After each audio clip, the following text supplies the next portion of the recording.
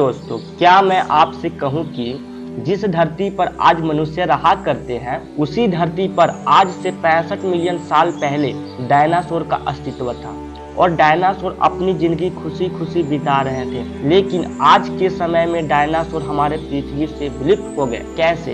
क्या हुआ था 65 मिलियन साल पहले? कैसे खत्म हुआ पृथ्वी से डायनासोर का अस्तित्व?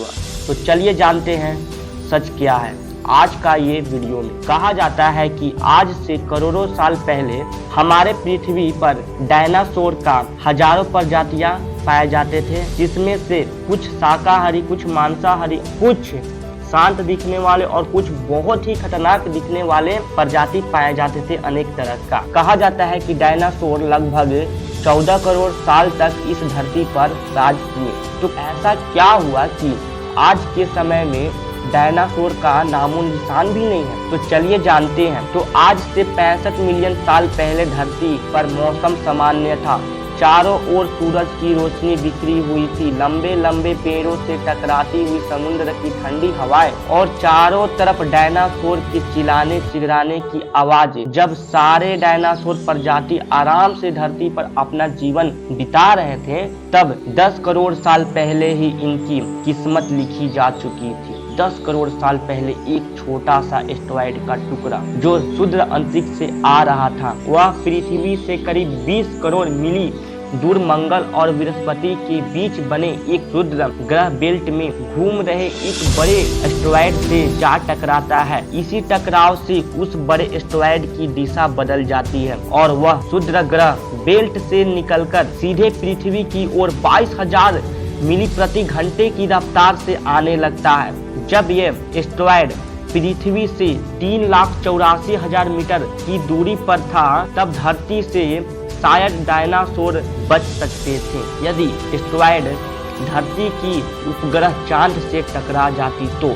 लेकिन वैसा नहीं हुआ। 40 किलोमीटर व्यास वाला 2 ट्रिलियन वाला एस्टेरॉयड प्रत्येक सेकेंड के साथ साथ धरती के करीब बढ़ता जा रहा था। ऐसे एस्टेरॉयड पृथ्वी से वातावरण के संपर्क में आया तो इसकी रफ्तार 70,000 किलोमीटर प्रति घंटा के रफ्तार में बदल गई। पृथ्वी के वायुमंडल में घुसते ही घर्षण की वजह से यह एक भयानक आग के गोले में बदल गई। यह इतनी रफ्तार से धरती की ओर बढ़ रहा था कि सिर्फ 4 मिनट में इसने अटलांटिक ओशियन को पार कर लिया। इसकी चमक इतनी अधिक थी कि धरती पर टकराने से पहले ही हजारों जीवों का मौत हो गई थी। कुछ ही देर में ये एस्टेरॉयड मैक्सिको के खाड़ी में जा टकराता है और लगभग 35,000 डिग्री सेल्सियस की ऊर्जा वाला एक भयंकर विस्फोट होता है। इस टकराव का विस्फोट 10,000 परमाणु बम के बराबर था। ये टकराव इतना शक्तिशाली था कि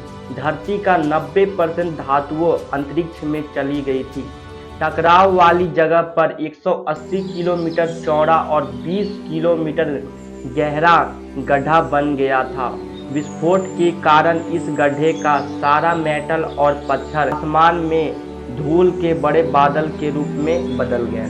16 मिनट 40 सेकेंड बाद जमीनी टकराव की वजह से धरती के अंदर चारों ओर 11.1 तीव्रता की भूकंपीय तरंगों उठने लगे। इस वजह से समुद्र में विशालकाय लहरों का निर्माण हुआ और सुनामी लहर बढ़ने लगी। भूकंपीय तरंगों ने सभी सक्रिय ज्वालामुखियों को दहाक दिया, जिसके कारण जगह जगह डायनासोर का विनाश होने लगा। धरती की महाविनाश की प्रक्रिया आरंभ हो चुकी थी। इसी भयानक विस्फोट में रेडिएशन की मात्रा इतनी बढ़ चुकी थी कि इसके 800 किलोमीटर के दायरे में आने वाले सभी जीव जल की राख में बदल गए थे। इस महाविनाश में उड़ने वाले डायनासोर बच गए थे, लेकिन यह तो महाप्रलय का शुरुआत था। विस्फोट की वजह से जो लाखों टन मेटल, पत्थर और धूल अंतरिक्ष में गया था, वह ग्रेविटेशनल के पुल के कारण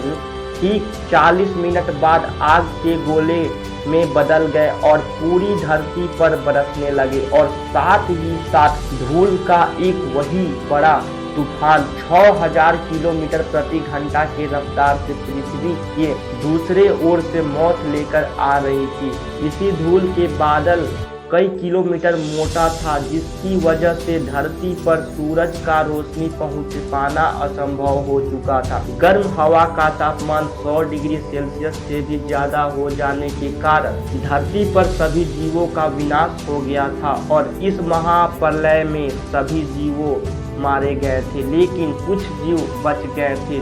तो जानना है कि कौन सा जीव बचा हुआ था, तो कमेंट जरूर करें। आप कमेंट करते हैं तो इसका अगला वीडियो मैं आप लोग के सामने जल्द ही लेकर के आऊँगा। तो वीडियो अच्छा लगे तो लाइक करें और कैसा ये स्टोरी लगा कमेंट में जरूर बताएं। चैनल को सब्सक्राइब करना ना भूलें।